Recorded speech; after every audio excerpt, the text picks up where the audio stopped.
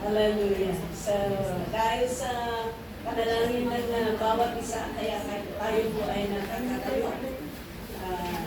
Hanggang ngayon, we are still strong in serving the Lord. And that is my prayer to each and everyone. And sana po bilang isang pamilya, ang desire po natin at prayer natin, wala sanang mawawala. Lahat sana tayo, makakarating tayo sa plano ng Panginoon sa buhay natin. May the Lord bless each and everyone. Thank you very much. May God bless you all.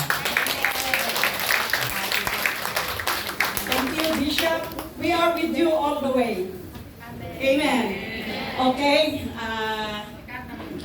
Pastor Glenda, please pray for the Bishop, being our pastor here in lead pastor here in Hong Kong, as well as we share together. Thank you very much.